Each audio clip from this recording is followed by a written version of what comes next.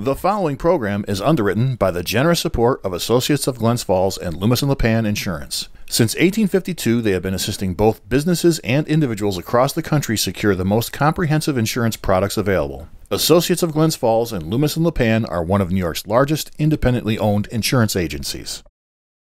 Public affairs programming on Look TV is underwritten by the generous support of Pinnell's Restaurant, classic Italian American food since 1922, and Stored Tech, technology solutions for computers, networks, and phone. Stored Tech, your technology, our passion.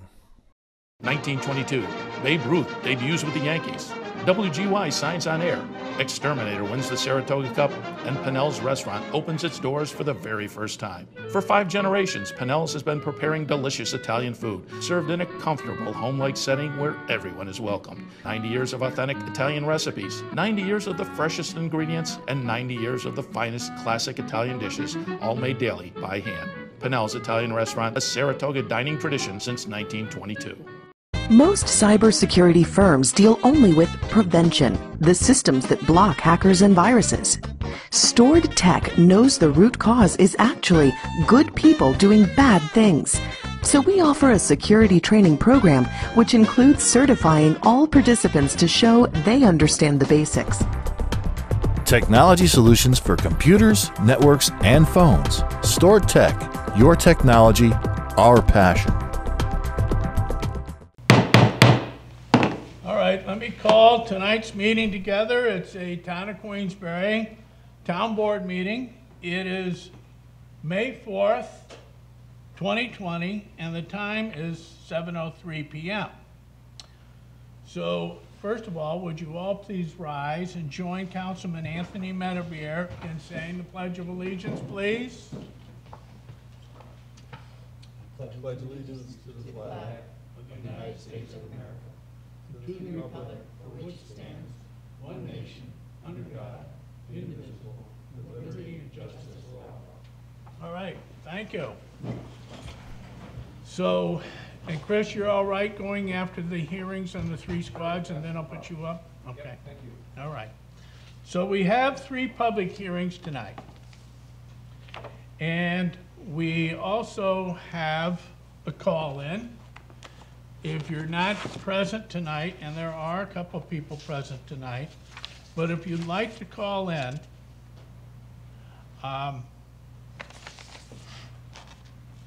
we do have a number, and it's showing on the screen, right, Peter? It is. Area code 518-761-8225. So, let me find mine here.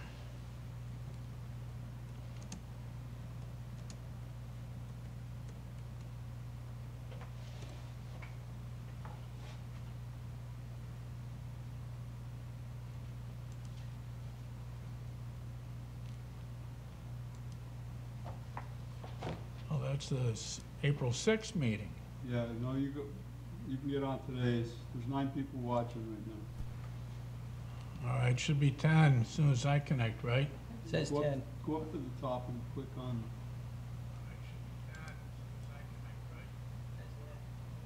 Okay. Dan, you got it? Yep. Let me mute mine so it doesn't feed back through everything. 11. Okay. All right, so the first public hearing, Caroline, would you please tell the public about our first public hearing? This is a public hearing to consider the 2020 Emergency Ambulance Services Agreement between the Town of Queensberry and Bay Ridge Rescue Squad, Inc. Okay.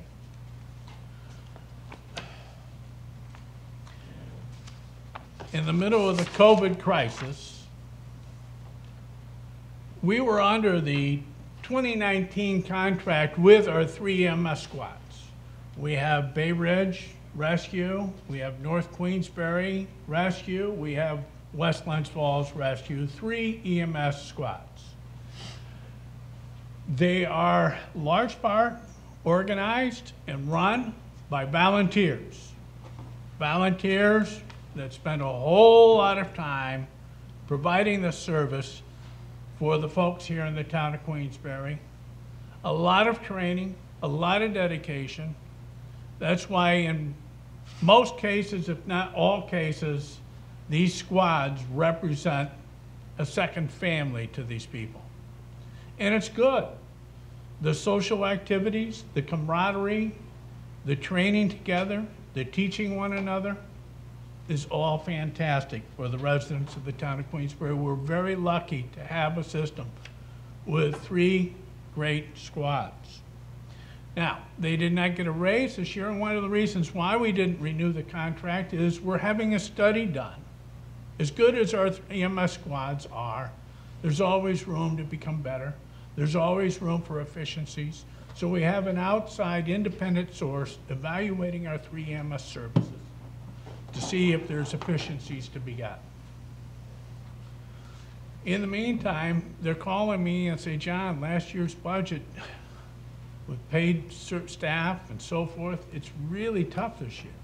So I said, all right, how about this? We'll give you a 2020 contract, as we probably should have, but we didn't know it would take this long for the study to get done. 2%. They said, well, we could use more. I said, 2%.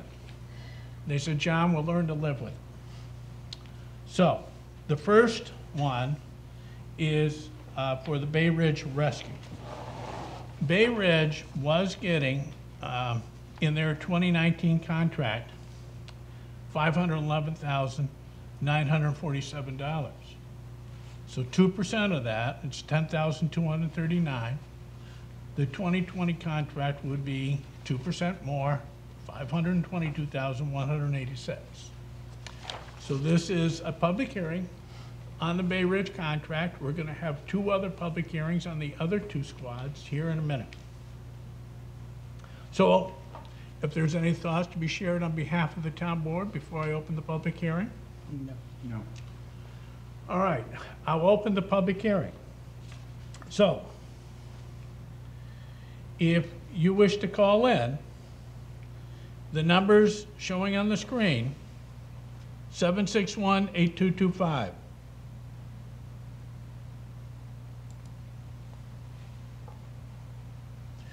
There is a few second delay, so we're going to be very patient to see if anybody has a call in. Phone's working.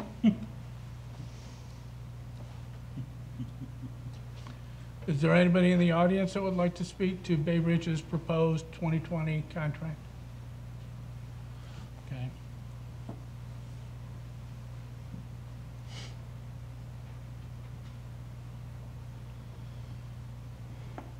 Seven 761-8225.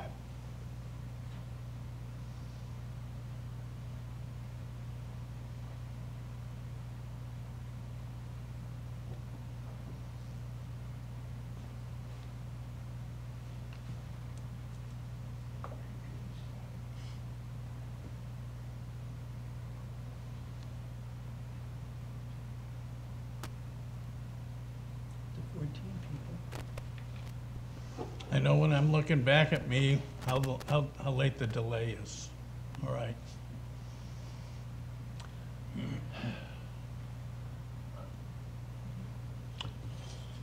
All right, no call-ins. It's 761-8225. Public hearing on the Bay Ridge EMS, Bay Ridge Squad, 2020 contract, 2% increase.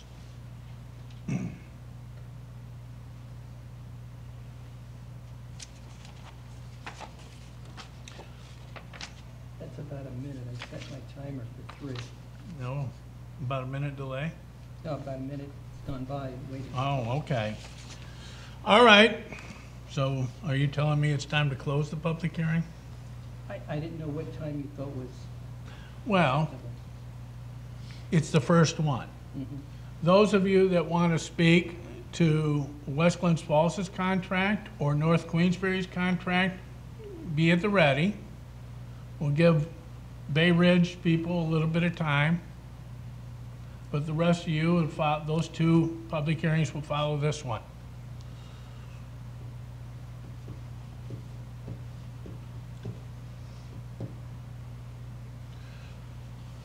All right, I'll close the public hearing. Any further thoughts on behalf of the town board before we go to a vote?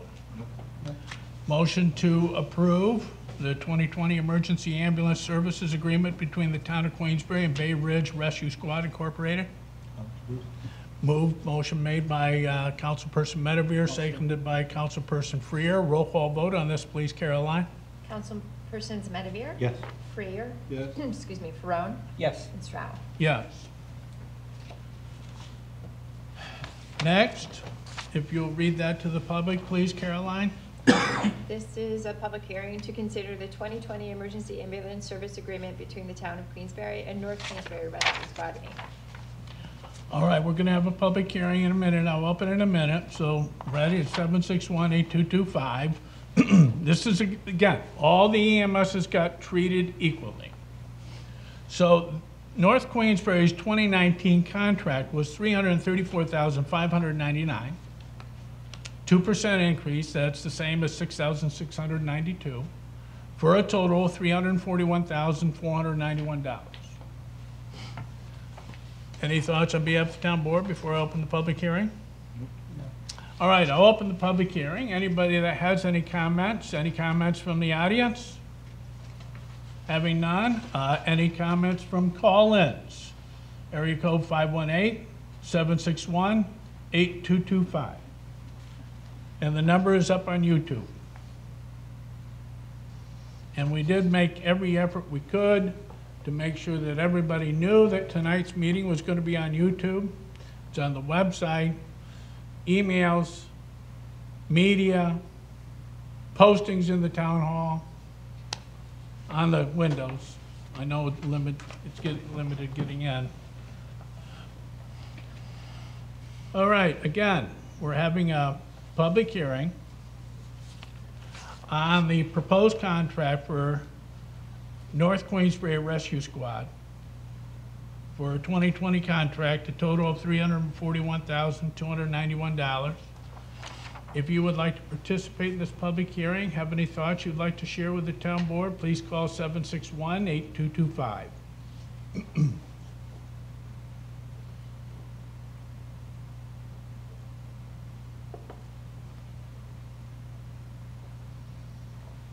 going to give it about 2 minutes at the same time with the first public Okay. hearing.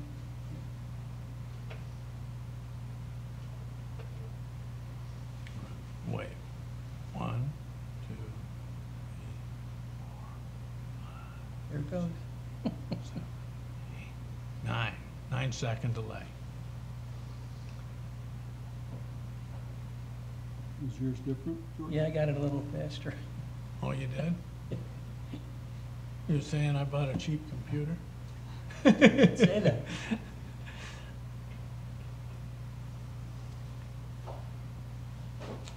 That's All right, that's 2 anybody from the minutes. audience? No?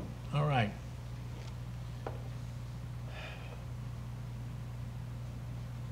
That's 2 minutes. 2 minutes we've given them? It only takes 9 seconds for a call in. Anybody watching this, there should have been enough time to call in. Yep. All right, let me close the public hearing on the resolution approving year 2020 Emergency Ambulance Services Agreement between the Town of Queensbury and North Queensbury Rescue Squad. Is there a motion to approve?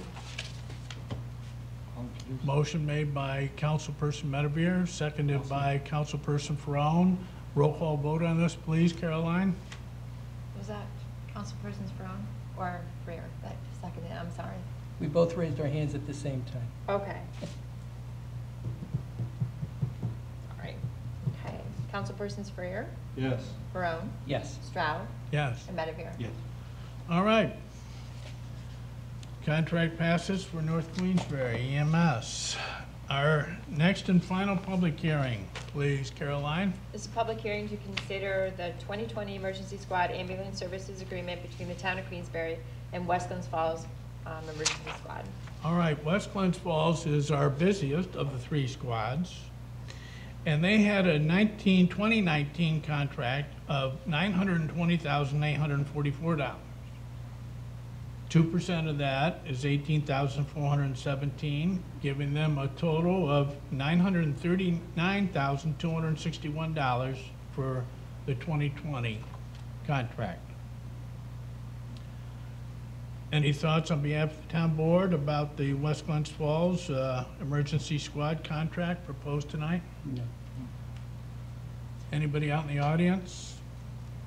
All right, anybody out there watching YouTube, 761-8225, have any thoughts that you wish to share with the town board on the proposed West Glens Falls Emergency Squad contract for 2020?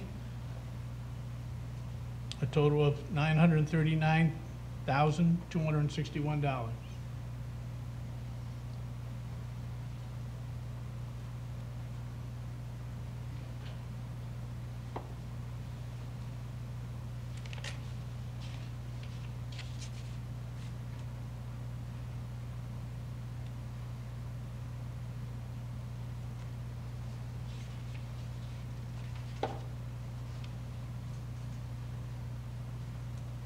You freeze?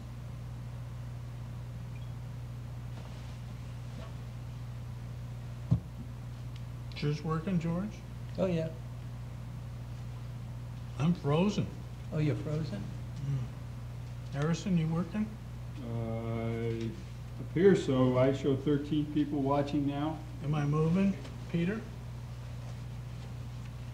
No,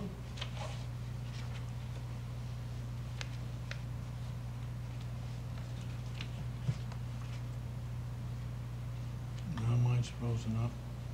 You're in the middle of it.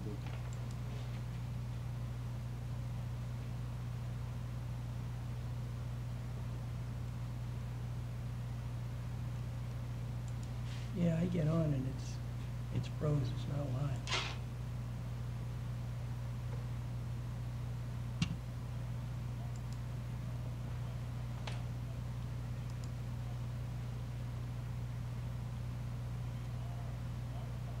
Oh, well.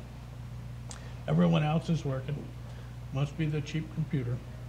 All right. I'll close the public hearing on the West Glens Falls Emergency Squad proposed contract for the year 2020 for emergency ambulance services. Is there anyone that wishes to put a motion forward to agree to this contract? I'll move it. Moved by Councilperson Ferone, I'll second. seconded by Councilperson Freer. Roll call vote on the West Glens Falls Emergency Ambulance Services Agreement. Councilpersons Ferone, Yes. Stroud, Yes. Medivir, Yes. and Freer. Yes. All right, passes. Those are our public hearings for the evening.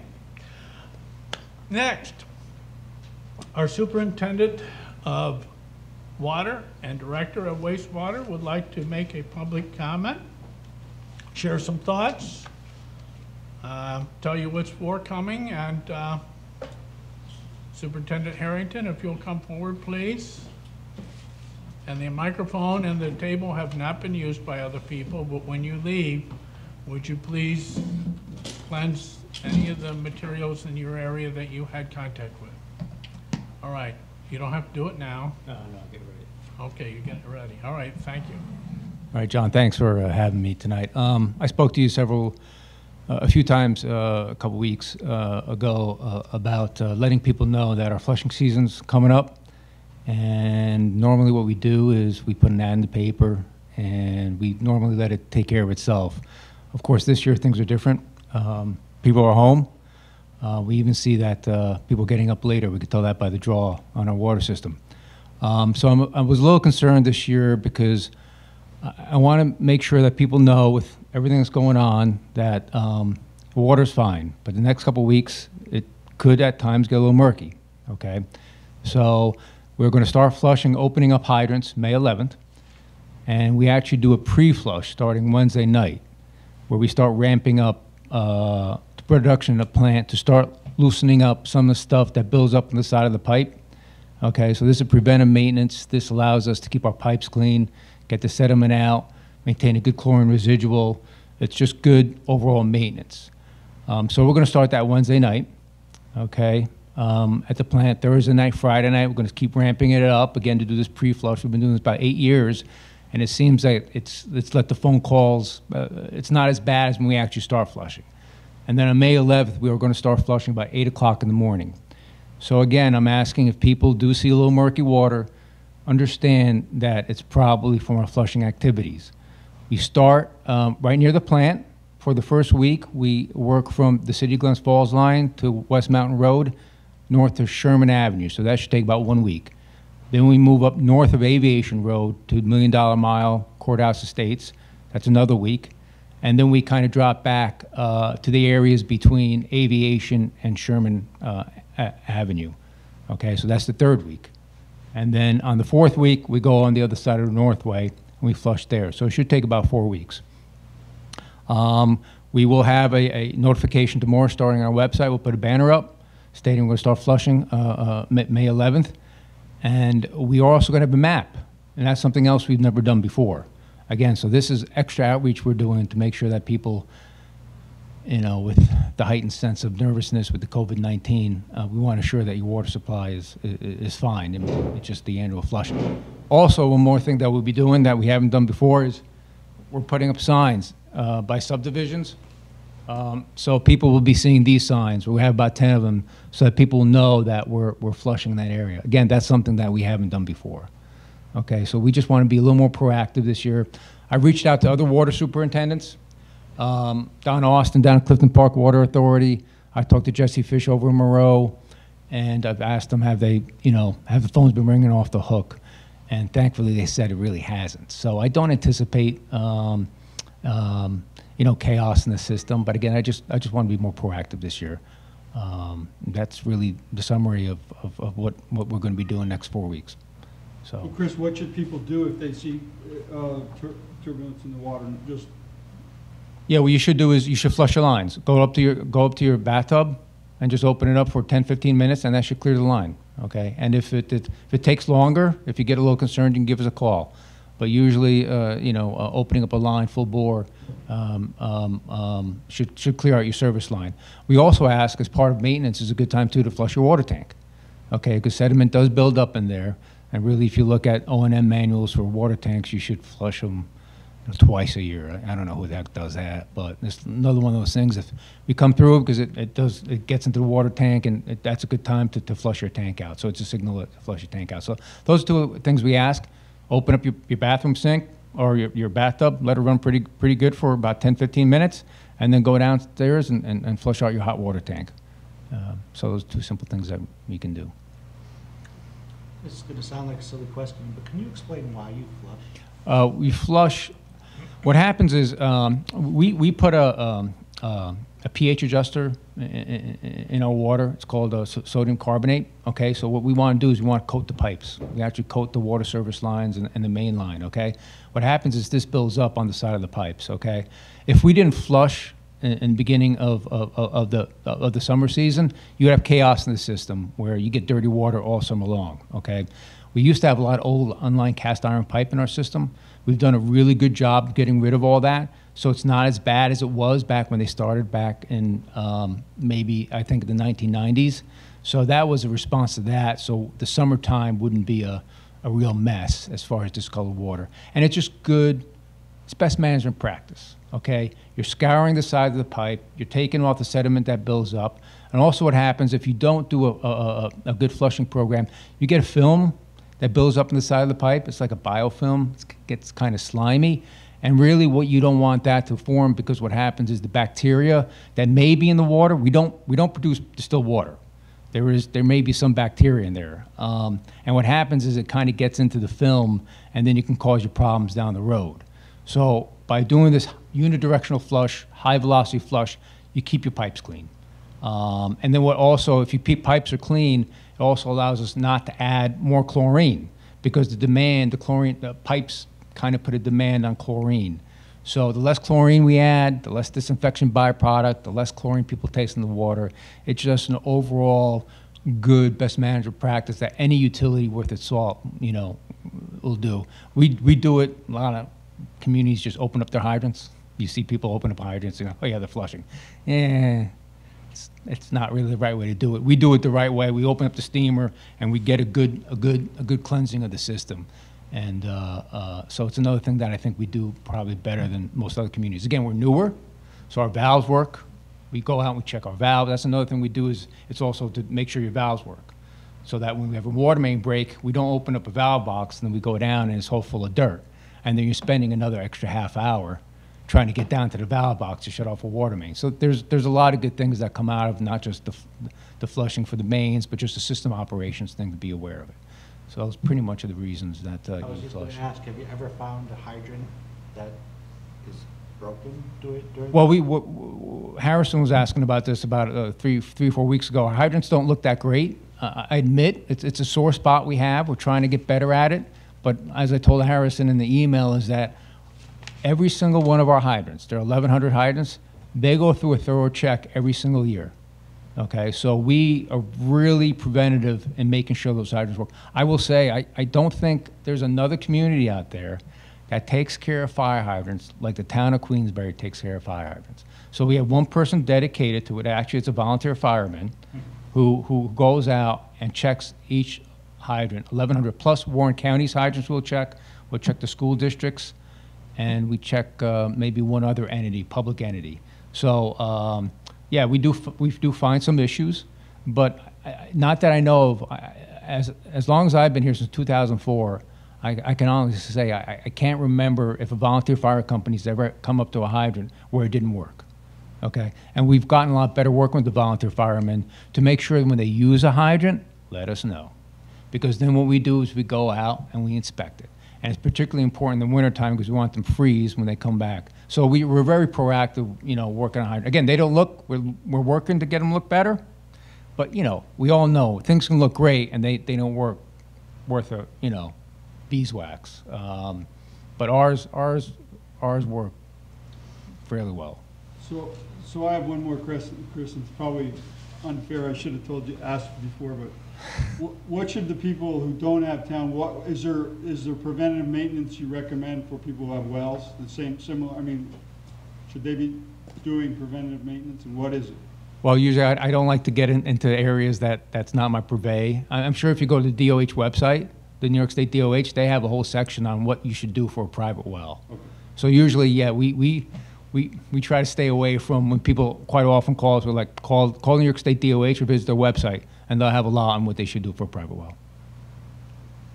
Good passing the buck. you get good at being a bureaucrat passing the buck. Any other questions?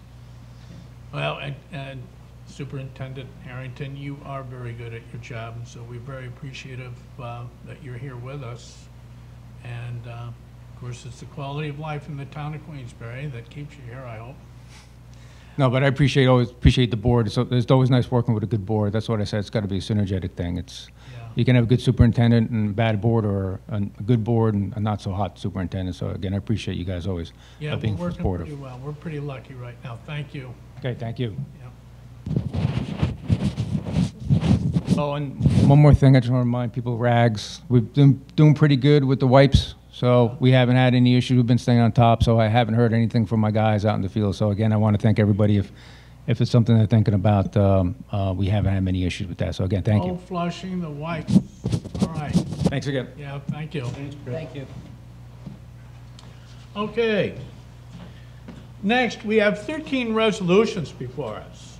I'm going to go through and briefly describe each of the resolutions. Caroline's going to introduce the resolution, and then I'll briefly describe them. And then if town board or any member of the public has any thoughts, questions, or concerns about any of the resolutions, we'll deal with them after I get done describing them. And again, if you wish to call in and have a question or share a thought about any of the particular resolutions, you may do so. Number is 761-8225. Okay? So, and if you have any other questions that aren't related to the resolutions, but they're town related, I will give you an opportunity to do that at the end of the meeting. All right, so this segment is for the 13 resolutions before us tonight. 3.1, please, Caroline. Resolution authorizing County of Warren local tourism promotion and convention development agreement for 2020 with Queensberry. All right, we get two payments for occupancy tax from the county. This is the first of the year. It usually is around the $55,000. This is a resolution accepting the $55,000 from the county. The other check that we will receive, and I don't know this for sure, but it usually is in the area of $150,000, $160,000. And this is based on last year. Next year might be a different story after this COVID pandemic crisis that we're in. It will no doubt hurt revenues. It will probably no doubt hurt occupancy tax revenues. We divvy them out based on what the town board, along with input from other people in the community, what we think is the most worthwhile cause. And so we'll divide up the monies that we have for that year, saving some money for the next year. If that money stirs up the economy, if it helps the local economy somehow, some way, and the Warren County has some about 3 or 4 pages of recommendations, we always follow those guidelines. All right, so this resolution, however, is to accept this first payment from the county of $55,000. 3.2, please, Caroline. Resolution authorizing engagement of Invasive Solutions Dive Company, LLC, for diver-assisted suction harvesting in connection with Glen Lake Aquatic Vegetation Management Program. All right. They have their own benefit tax district. This is their payment. We have to approve all monies allocated from this district. They have asked for $30,420 for 4 weeks of mechanical hand picking of invasive species and nuisance plants. So hand harvesting. So their management effort is a combination of chemical applications as guided by the DEC, as well as hand harvesting as guided by the DEC. In the meantime, we're going to be working on a comprehensive environmental lake management program that will have ultimate goals and everything else. I have kayaked Glen Lake for the last 2 weekends. The lake is in beautiful shape, so I think the committee that is managing Glen Lake is doing a very good job at that. So this is to approve $30,420 for hand harvesting of invasive species and nuisance plants. 3.3. Resolution authorizing agreement between Town of Queensberry and Economic Development Corporation, Warren County. All right, this is for about $114,000. It's been $114,000 ever since we got rid of our own economic development agency, which was costing, I think, between $150,000 and $200,000. We decided to blend into EDC and get more bang for the buck. We're lucky to have Ed Bartholomew. Nobody knows the economic situation as good as Ed in this area, in the Warren County. So this is for the Warren County EDC. And Ed describes in his report to the town board what he does. First of all, the very understanding of what Queensberry is, business-wise, economically speaking, and its needs. So he says we are one of the centers, if not the center of the North Country in terms of retail business. We do have some diversification. We have a strong medical device manufacturing, healthcare, information technology, and other businesses. We have several sites that are shovel-ready, and we're marketing those. We have great schools in the region, including SUNY Adirondack. We have some of primary transportation corridors, such as I-87 and 149, and the Warren County Airport. And then he speaks to the medical device and equipment manufacturing And a couple interesting things he puts in his report shows that as of September 2019, the county had 1,509 jobs in the medical equipment and supplies industry, resulting in a 17.8 location quotient, or an LQ. That LQ represented the nation's highest concentration of jobs in this industry among more than 500 U.S. counties for which full employment data is disclosed. I thought that was interesting. So 2019 was highlighted by significant news from our medical device cluster. So he talks about the sale of C.R. Bard, which is now BD, Becton Dickinson, a $12 billion revenue medical manufacturing company. Angiodynamics, also located in Queensbury and Glens Falls. They're expanding their manufacturing in Queensbury and their distribution center in Glens Falls. The acquisition of the former Namate subdivision of Angiodynamics by Medline Industries, number 32 on the Forbes list of largest privately held companies, has 18,000 employees in America with 10 billion total annual company sales. He talks about Angiodynamics focusing on new technology and products, including the nano knife. And currently, Angiodynamics is an FDA-approved clinical study that is evaluating the effectiveness of IRE technology in the treatment of stage 3 pancreatic cancer. The EDC represents these. They fully advocate to the federal government for grant money and for other things that are involved in that bureaucrat of our federal government. He helps them to get through that. And then President CEO Jim Clemmer, a very nice guy. I introduced him at the EDC breakfast this year. Very strong medical device industry in the town of Queensbury. Also, he talks about the retail, the mall outlets, the restaurants. We generate, in Warren County, $55 million in sales tax revenue. Queensbury probably, he doesn't say this in the report, this is me speaking, probably generates the lion's share of that $55 million. We do receive 8.5 of that million back because the county keeps some for running the government. Now, different counties do different things. I was in Rockland County recently, and that county keeps all its sales tax revenue and shares none of it with its municipalities. Cities can opt out, but towns can't.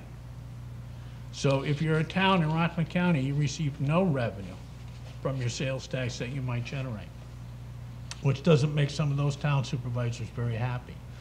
Again, the EDC initiated and helped pay for a study that went from exit 20, 149 down to Sweet Road. One of the purposes of the study is to see what kind of future economic impacts we could potentially have along that corridor. There is a lot of vacant space. If you look at the aerial, you'll see it.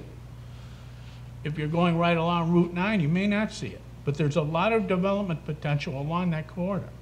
And there's also some traffic management issues, as we all know, about the $1 Million Mile, but also with the Round Pond Road, Route 9 intersection.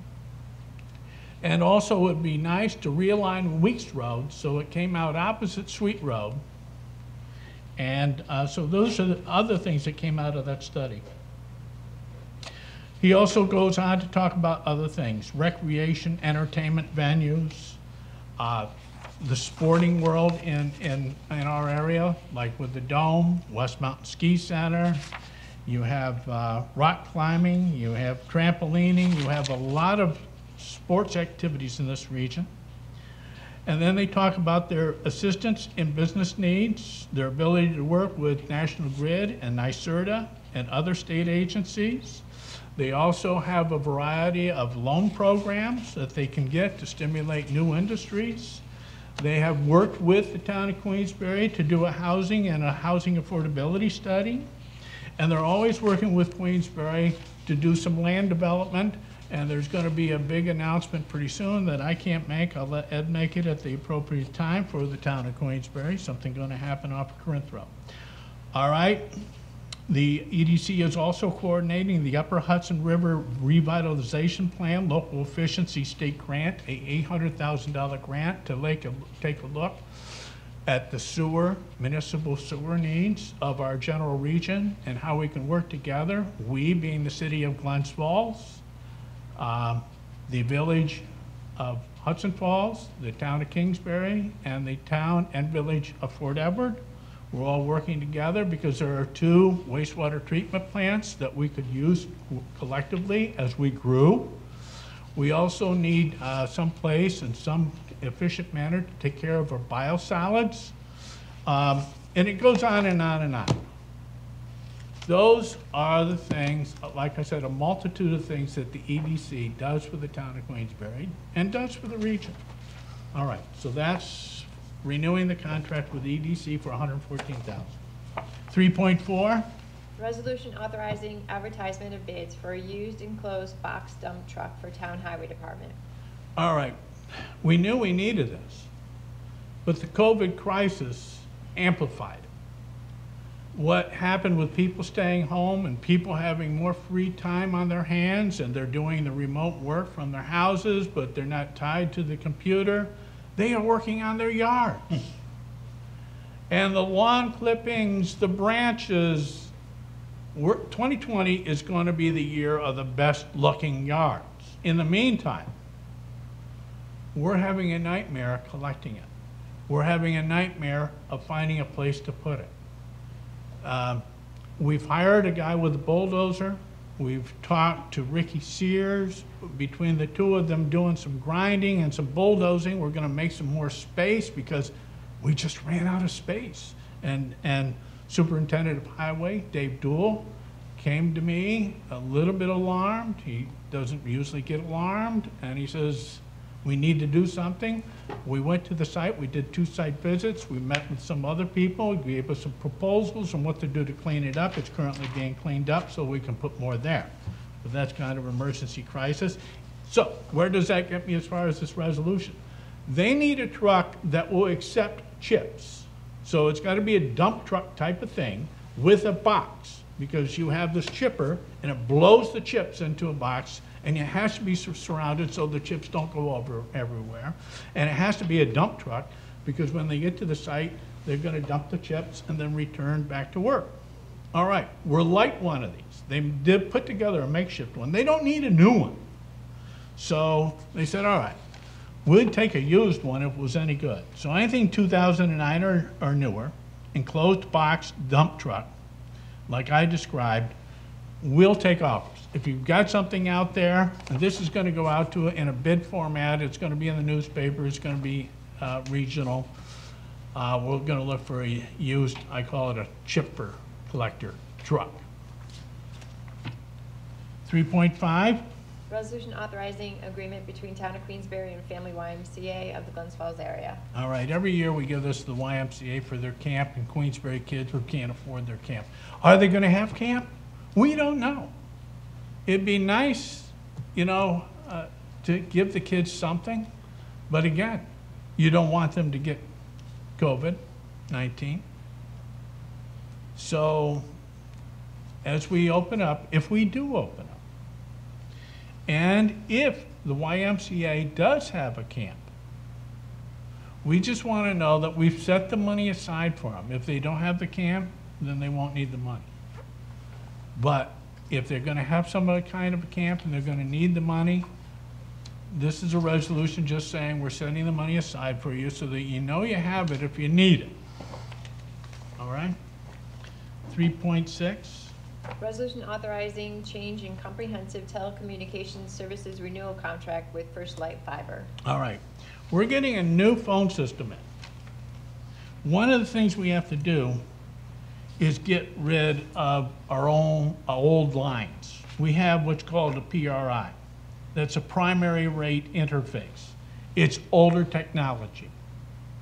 It's not good for the new phone system that we're going to get that is going to do new kinds of things. We need an SIP. That's a session-initiated, I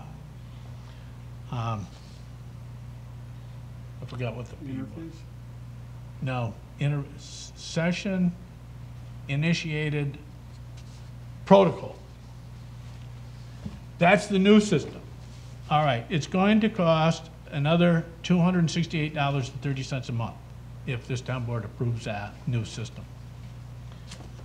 3.7. Resolution setting public hearing on proposed local law to amend Chapter 179 zoning of Queensberry Town Code to revise Section 179.340, establishment of zoning districts, and Section 179.490, parking and loading regulations. All right, this is the one that we've been talking about for quite a while. There's been several newspaper articles on it. And that is, we want to change the zoning of the enclosed shopping center. There's only one place in the town of Queensbury that has a zone. You know of it as the Aviation Mall, owned by the Pyramid Company, for the most part. There are other owners in there. Target, for example, owns its own store. And National Grid is part owner, and I think Friendly Ice Cream is an owner, but there are several owners. In any event, you know, the malls are kind of dying. They need more energy. They need more vitality. And we want to give them some of the things that they need and can experiment with and try and revitalize the energy that's used to be on top of the hill that we call Aviation Mall. It used to be the parking lots were full. All right, times have changed. I know more people are buying things internet, but the malls are changing. The malls are becoming other things. They're becoming more than just stores. They're becoming professional offices. They're becoming cafes with open mic and coffee shops. They're becoming a main street. They are allowing residential development. So there's walkability. You can go and walk to a restaurant, walk to a movie theater, walk to an open mic, and listen in and have a cup of coffee. And then go back to your apartment. So it's like a mini walkable community. All right, well, that will spur some energy, which in turn will spur the rest of us, even if we don't live there, to go and visit things because things are happening there. So we want to try and make things happen. Now, different zoning styles have been suggested to this board. PUD, for example.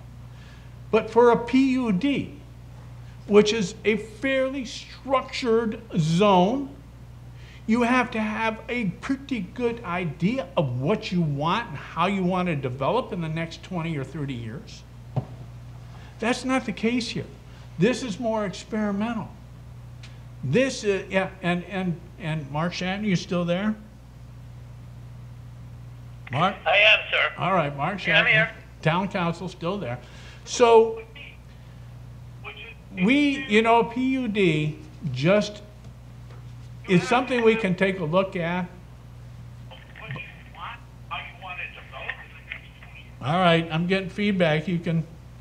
Yeah, sorry, hang on.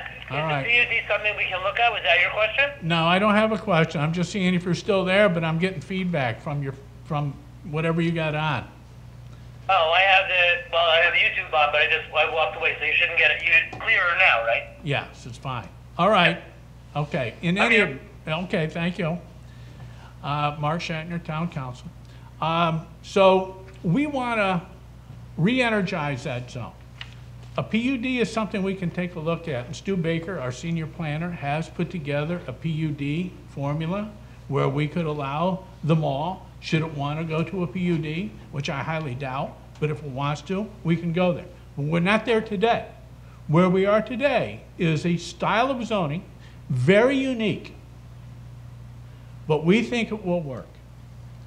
No more than at least 60% of the whole zone has to remain commercial. All right, we're going to allow a lot of new uses. We're going to allow multifamily. We're going to reduce the number of parking spaces needed.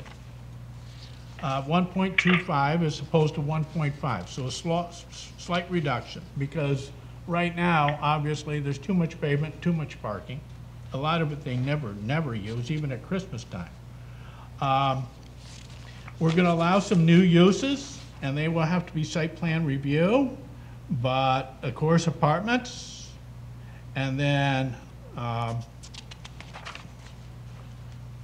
you know, we're gonna, convention, sports center already allowed, food service, of course, already allowed, mineral extraction already allowed, movie theater already allowed. But we put in a lot of things that we think will help vitalize, you know, give them the options to be able to go a lot of places with that. So this is to set a public meeting for this proposed zone. The public meeting will be Monday, May 18th. So that's all this resolution is for tonight. I told you a little bit about the zone and the changes in the zone and what we wanted to do.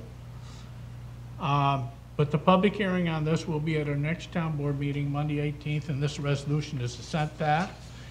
We have Warren County Planning Agency saying there's no county impact. We have the planning board suggesting we consider a PUD. We have a lot of letters to support from Michelle Straight saying, yes, you should do this zone. Aviation Mall needs it. NIMS Outdoor Services, Jed, yes, this is a very good proposal. You should stick to this. Entertainment One, public comment, zoning amendment for enclosed shopping center. I am writing this letter in support of the rezoning you're proposing. And we have others. Sharon Reynolds. So a lot of support out there in the community for trying to do this. Okay.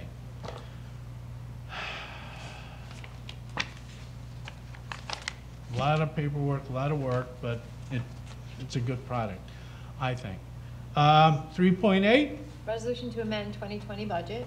All right, well, Chris Harrington went home already, but he needs to shift the money from his fund balance to the treatment center because he needs a little bit more money to cover Glens Falls wastewater treatment plant reconstruction costs.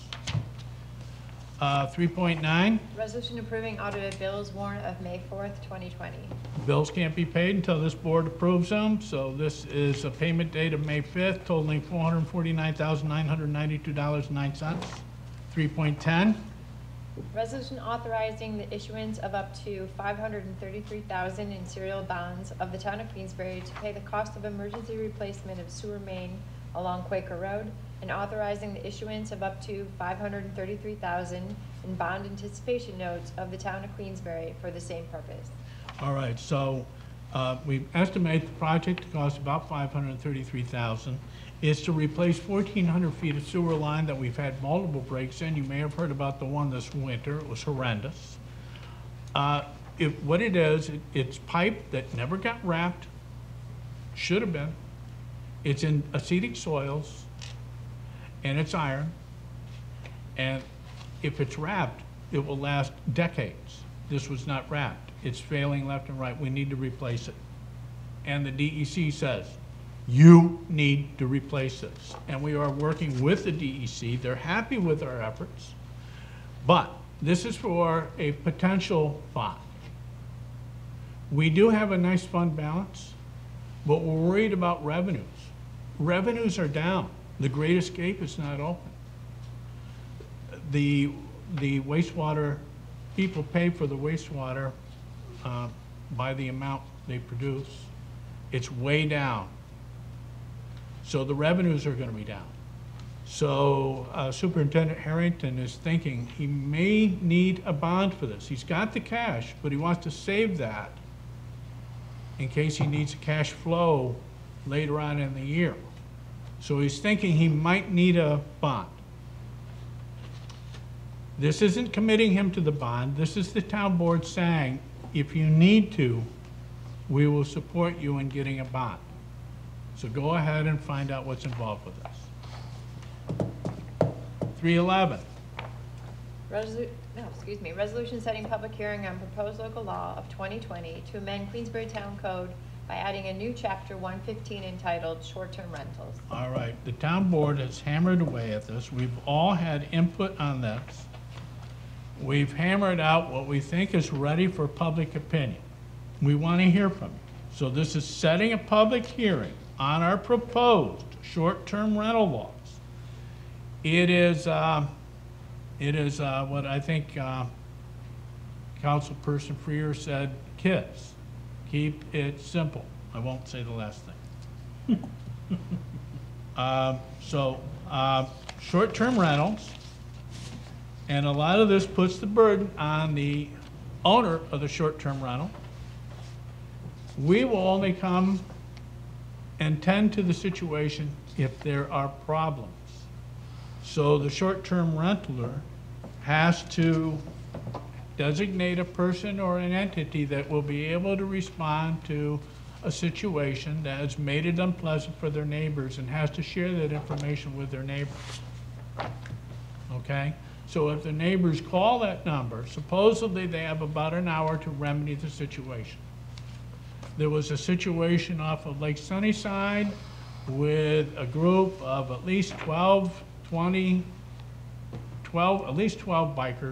in one house, and they showed me pictures of the yard the next morning. It was not pretty, and they said they could not sleep all night long, and it's things like that that we want to deter, that we want to try and do something about. So we have our public hearing on May 18th for our short-term rental law that we're proposing.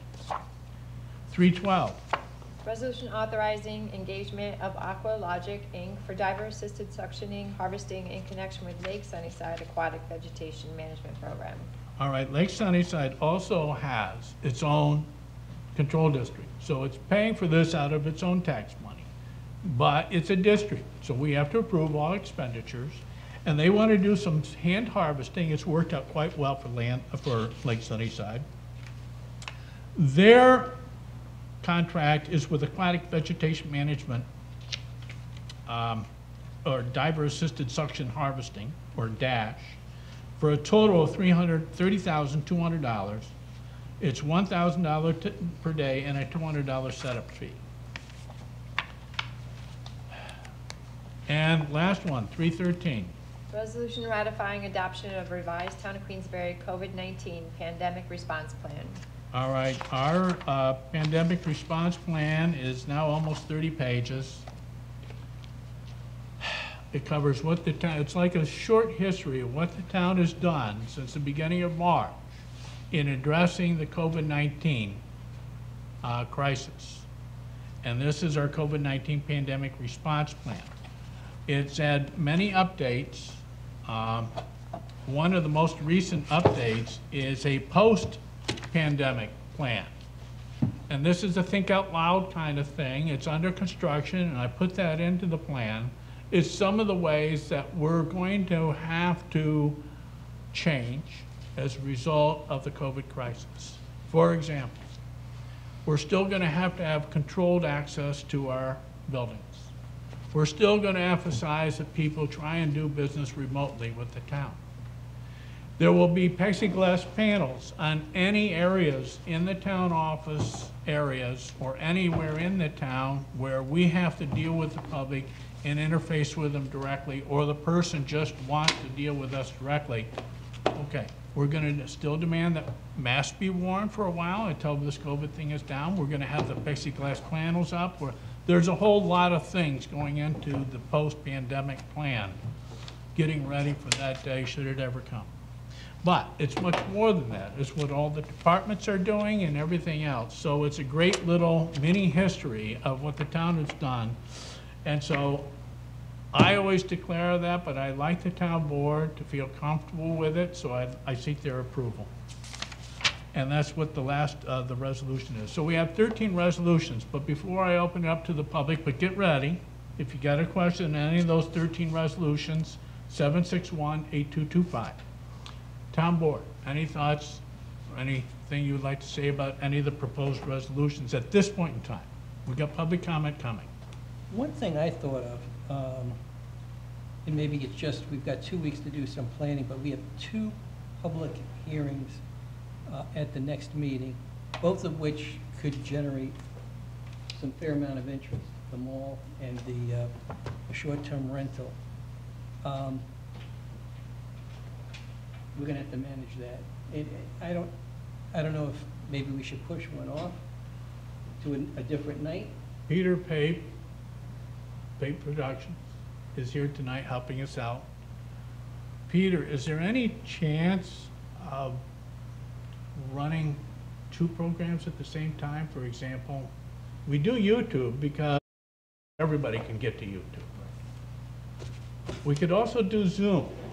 More and more people are getting familiar with it, but I'm willing to bet that 90% still don't know what Zoom is or how to get on, as much as it's been in the news and everything else.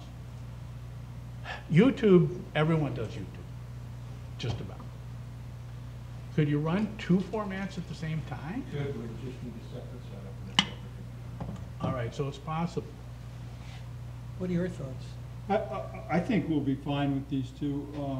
Yeah. You know, I was gonna make my comment that I think our short-term rental is what I would call light-handed compared to heavy-handed, which occurred up at Lake Placid. So, you know, the idea that at Lake Placid you have to get a permit now to do a short-term rental. We didn't want to inconvenience the 95% of the people who are properly complying with good logic of short-term rentals. Right. But we did want to document that you need to make sure you have fire hydrants or fire protection. You need to have, you know, a certain number of people. You can't over tax the.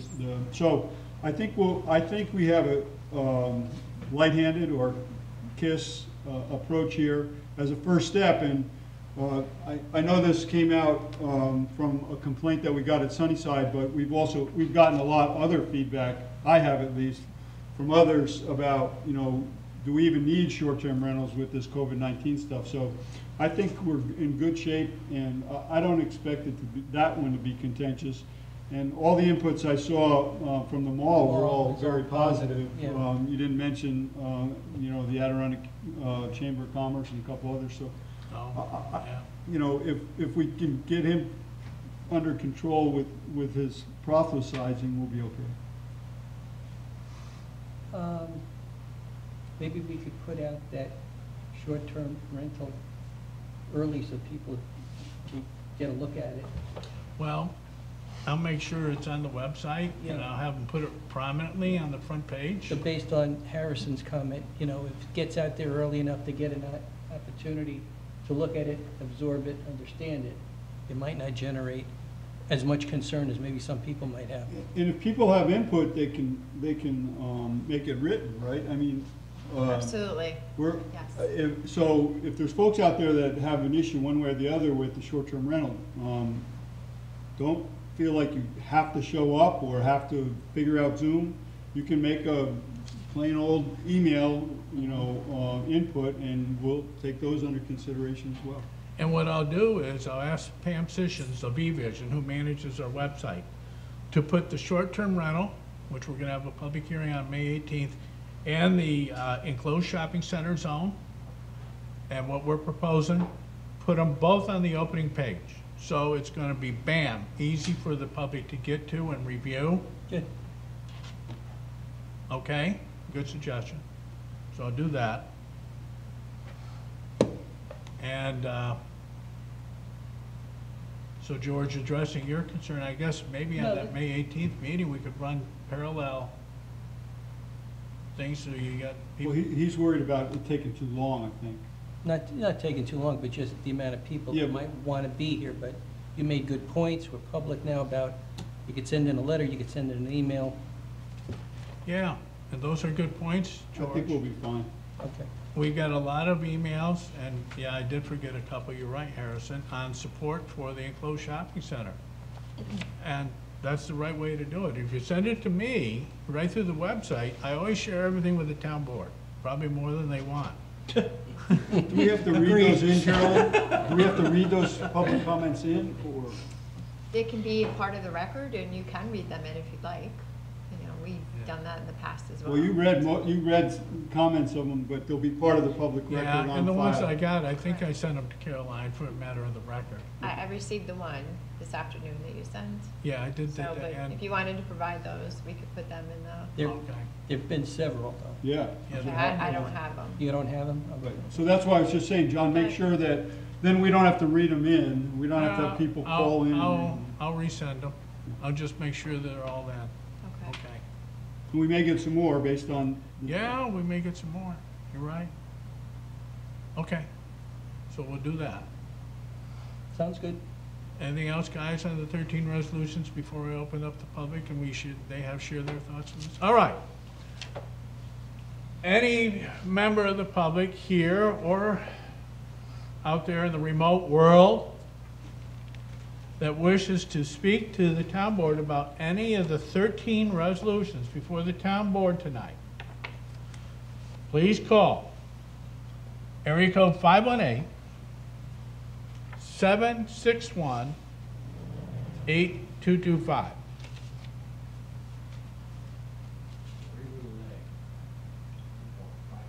About 5 seconds.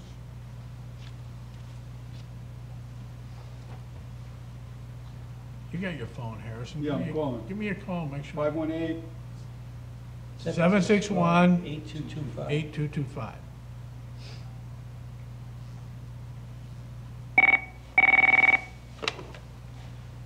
Hi, do you have any comment you'd like to make to the town board about any of the 13 resolutions before us tonight? 1 second delay. All right, so that works.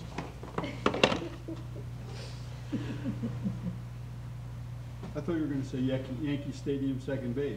Oh, it could have. He may. Yeah, well, you know, while we're waiting for the public. We do have somebody here. I don't know if you. Oh, did you? No? Okay. Yeah. One announcement I would like to make is that we have a report from the county that there are more masks coming. These masks are made by Hanes, and I prefer them. They're very comfortable. We do not know how many are coming. And we're not sure of which distribution system we'll use. You know, we could have gone another 2 hours and the line was all the way, the traffic queuing was all the way down to the harvest. We could do that, but that was a lot of work and a lot of energy on behalf of the town board. There are some county supervisors that, you know, I think would like to help. And so we could make use of all the above and get some more of these masks out. I think the masks are here to stay. I'm noticing designer masks coming out now. And I'm noticing advertising on the mask coming out now. Yep.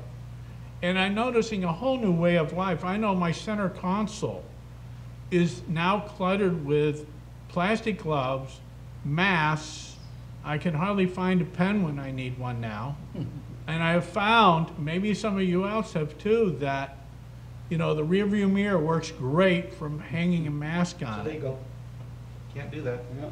Yeah, I know, but There's my friend in South Glens Falls who owns a business, I won't mention it, but he will make you a mask of your face. So he actually prints your face on the mask, so when you wear it, it looks like you. oh. That'll It is work great really, with facial recognition cool. on your Well, phone. and I've seen the mask, the Mickey Mouse mask. It comes with a mask and ears. Oh, jeez. Oh, there's gonna be a lot more, but the key is to wear the mask when you can't ensure show physical distance in the public, right? Right. So that's the thing that if we don't do that, we're gonna see a bad second wave, you know, so we gotta get people in the habit, and that's why I shoot Dan there a bit ago. Wear your mask if you're not gonna be able to ensure physical distancing, social distancing, and then you're in the public, Yeah. right? We really gotta get everybody on that page. Good point. And I think, you know, the purpose of the mask is that some people are sick and they don't know it. You don't have any symptoms, but you can still spread it. And one of the primary ways of spreading it is through Breathing. your body fluids exiting into the air and contaminating the people around you. So, you know, and there have been people telling me that, you know, your contamination go as far as 23 feet on a good day, I guess. But 9 feet, I guess, is a reasonable distance that anybody infected and they are blowing their body fluids, a good sneeze will take it, for example, much further than 9 feet. But, you know, and like I told you, my wife made me one. It was an Adirondack-y thing because I love the Adirondacks, and it had fish lures. And the unfortunate thing, it had a fish lure right in front of my mouth. I felt kind of dumb wearing it. So I much prefer these Hanes. I like these, and there'll be more available to the public, like I say. All right, so any member of the public wish to speak to the town board, 761-8225, about any of the 13 resolutions before us this evening.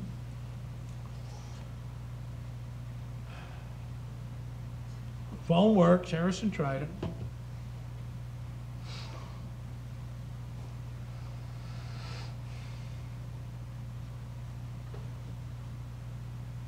10 people.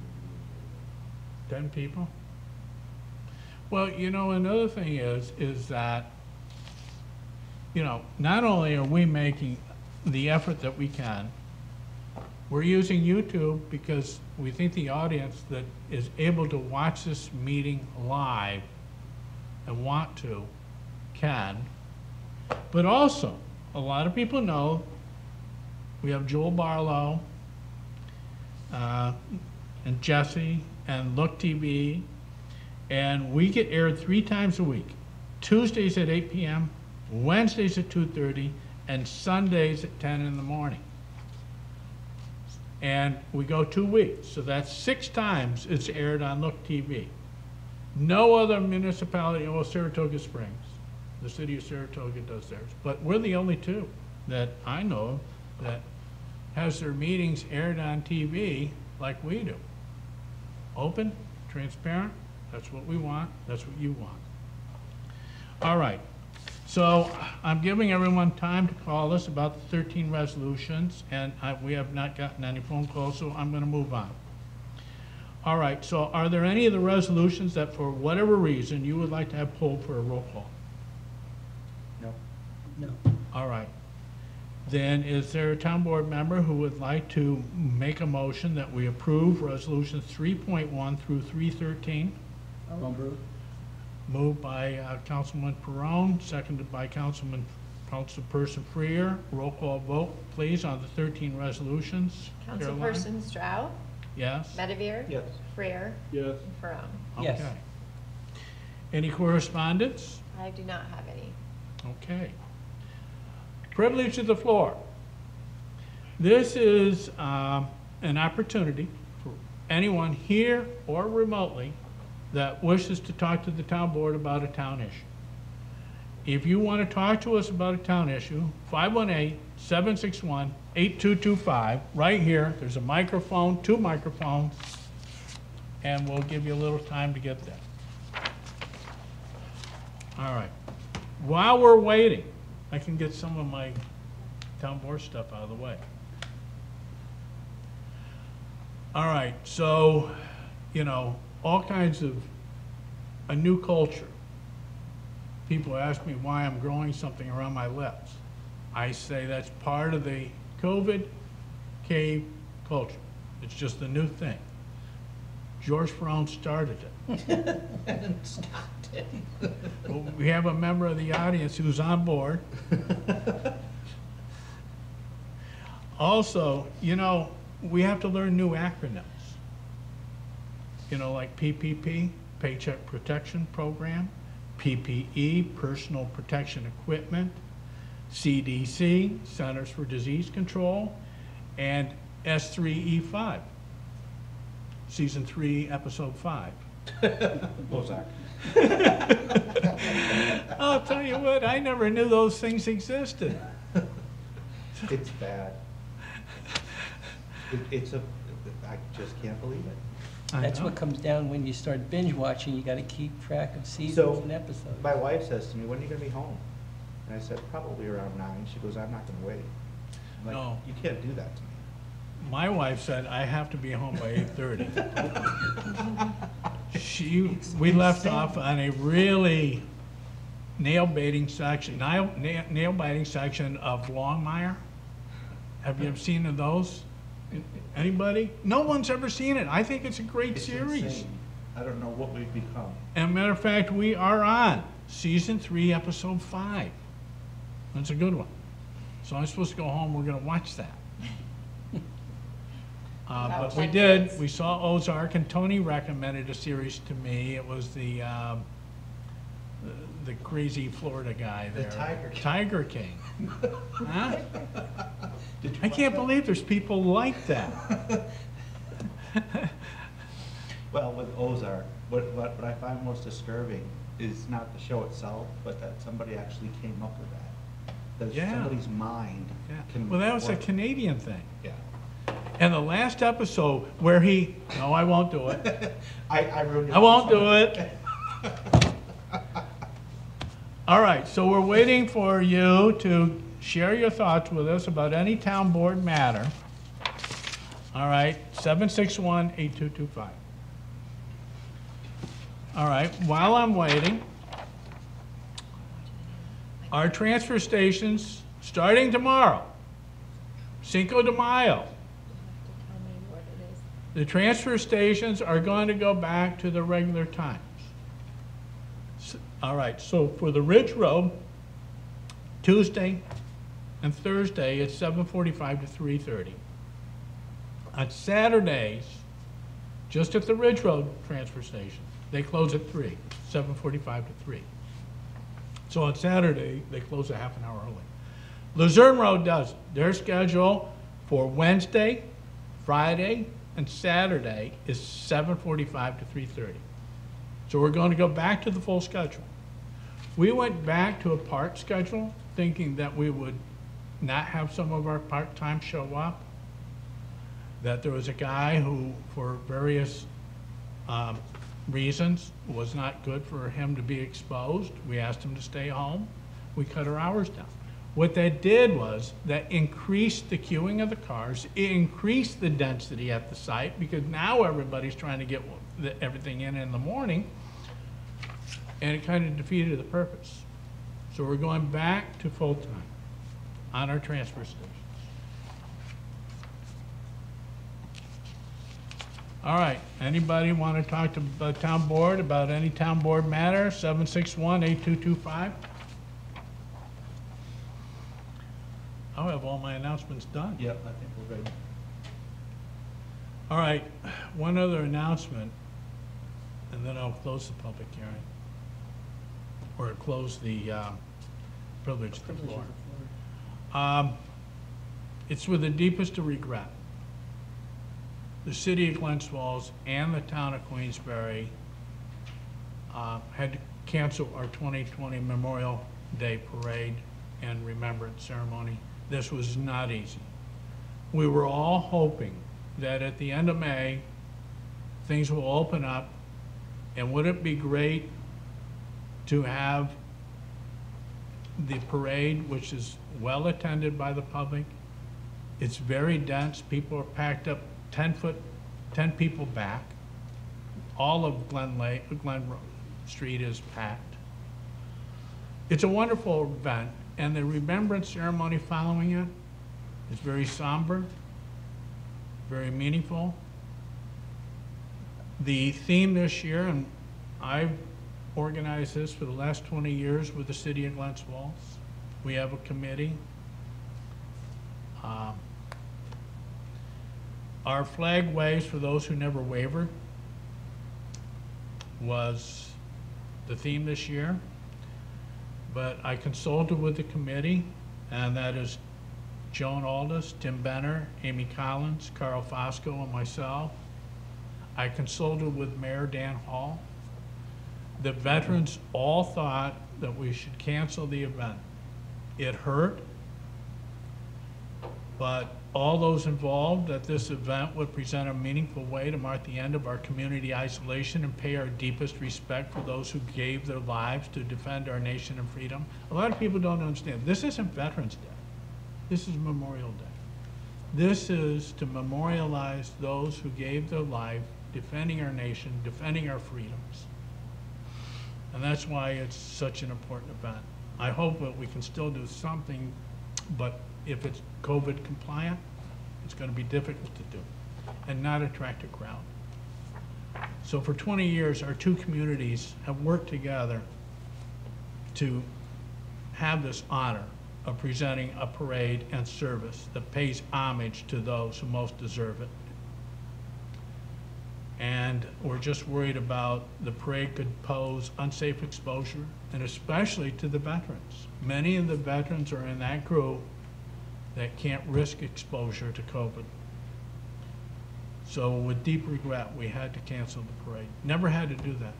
We had one rain out, now a cancellation. All right, so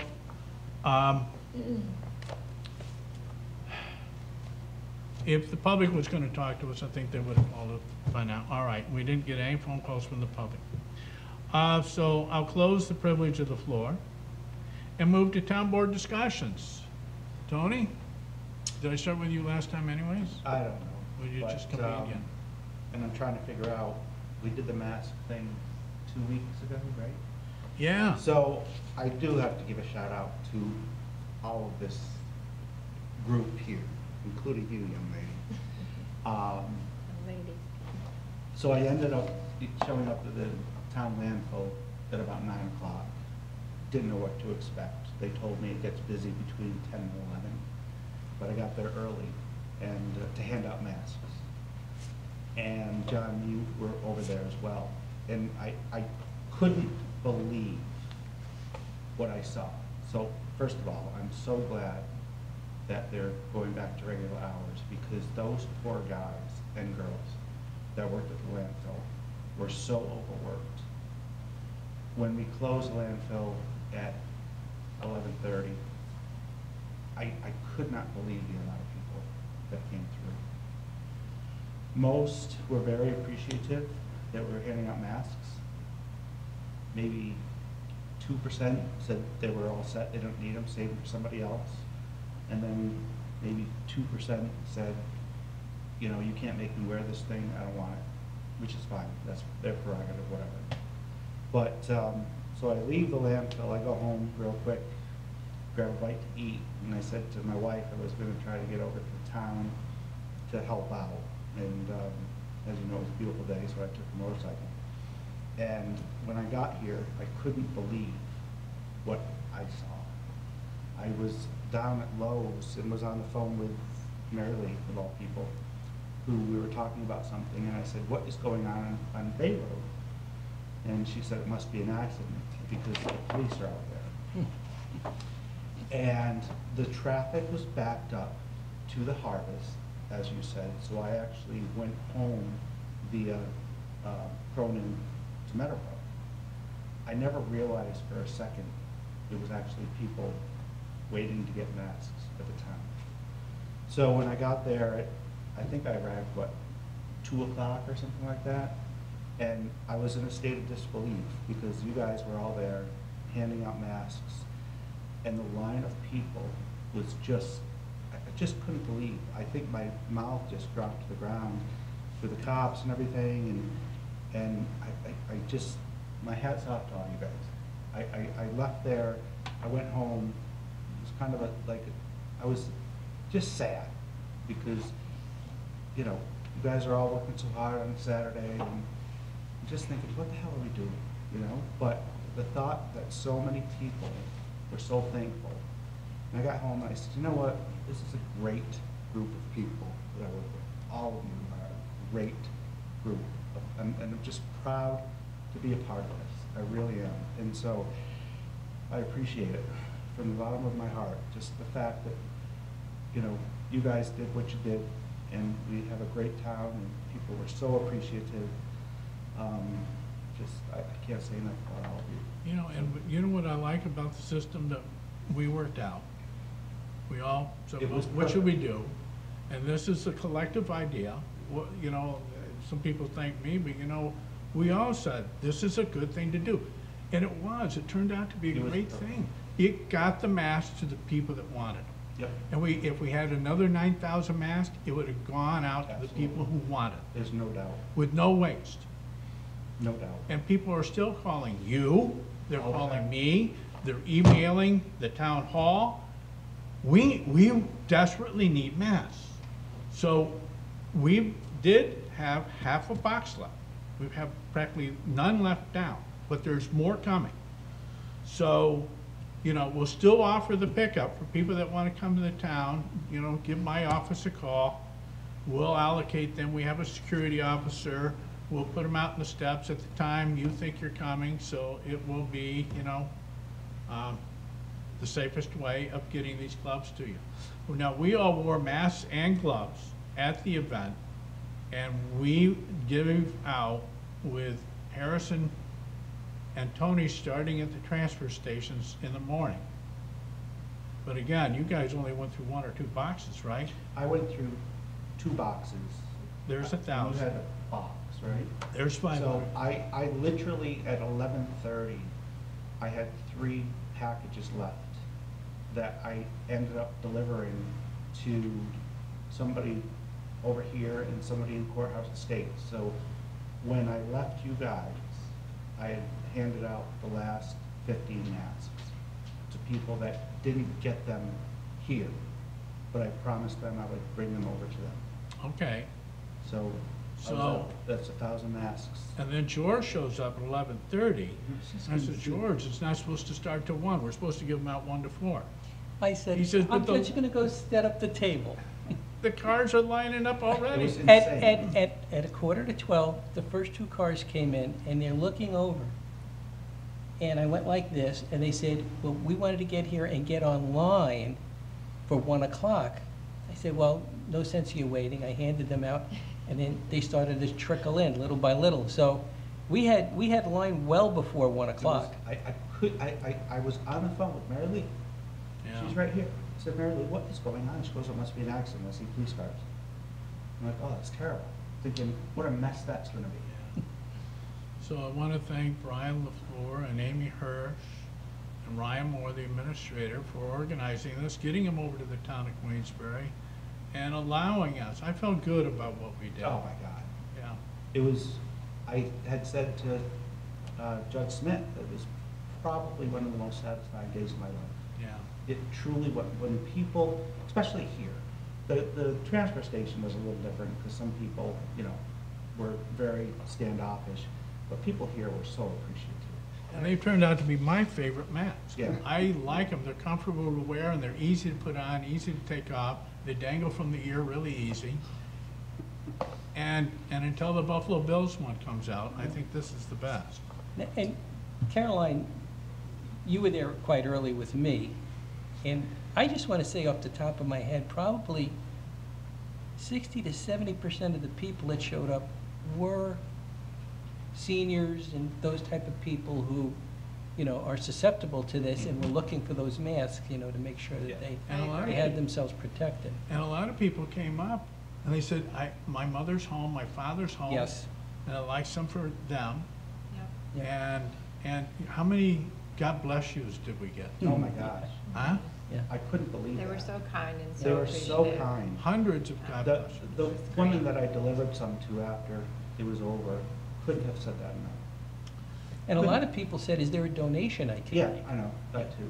So how many cars do you think we serviced in that hour, 2 hours? Well, if there's 5 in a pack, we had 8,000 to give out. So, 400, quick math, 400?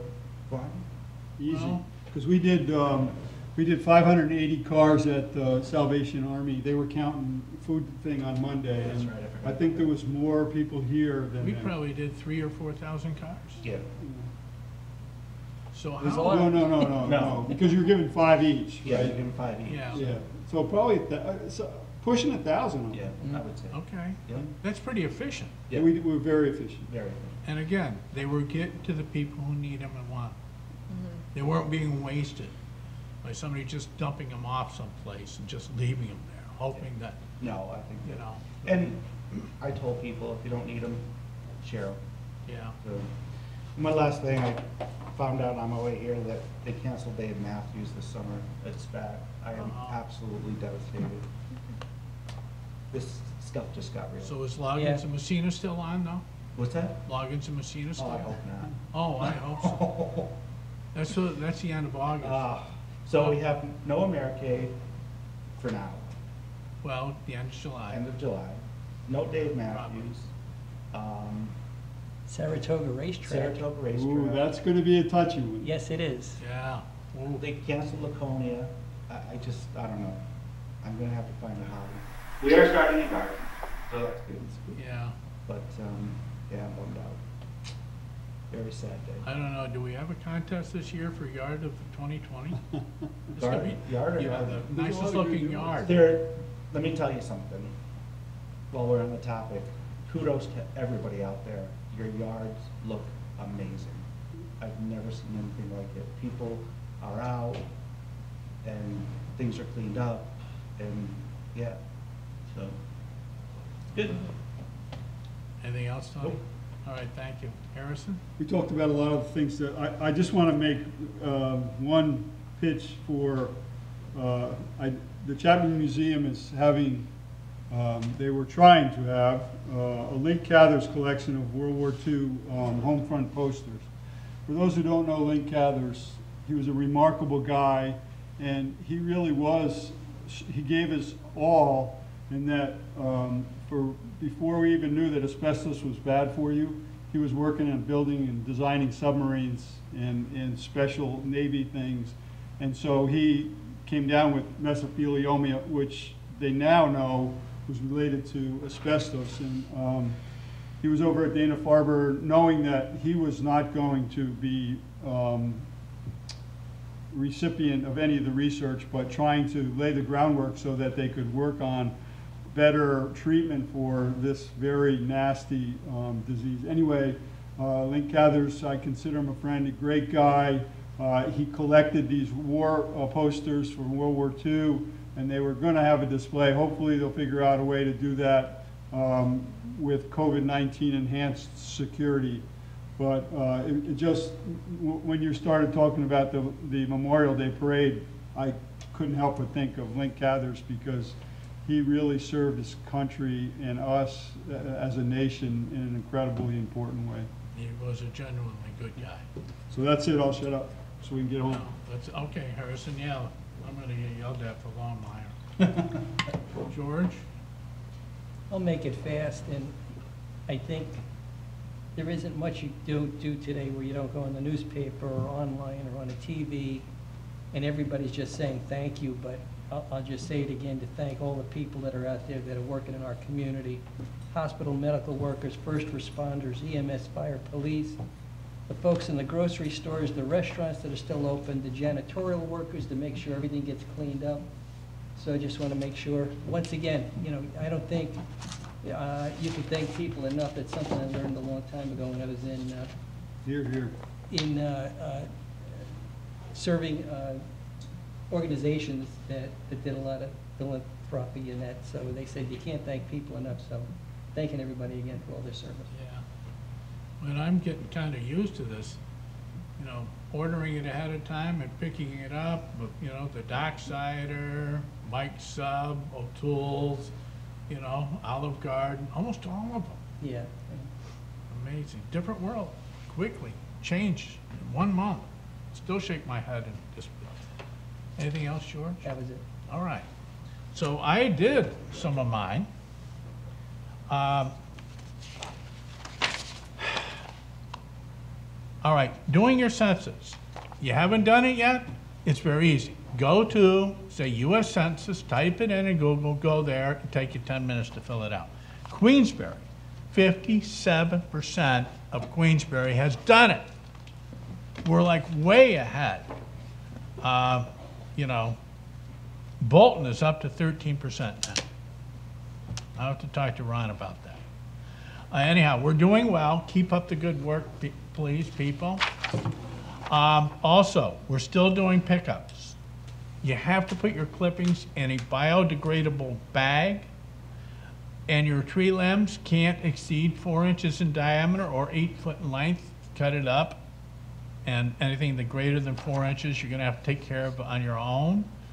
Do not place materials in the road, but place them roadside. And, all right, so we're still going around picking things up. And I big old rest of mine, here and there. So I'm all done. Anything else for the good of the order, guys? Nope. Just a quick. Yes. Tony? I watched the guys sweeping in our neighborhood, and they struggled terribly.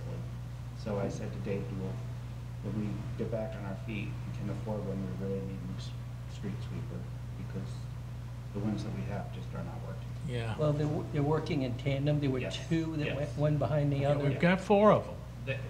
These poor guys were struggling. And Dave explained to me that the road was in such bad shape that had a lot to do with it. But, you know, Yeah, well, When thanks we for the can. kudos for the when we can.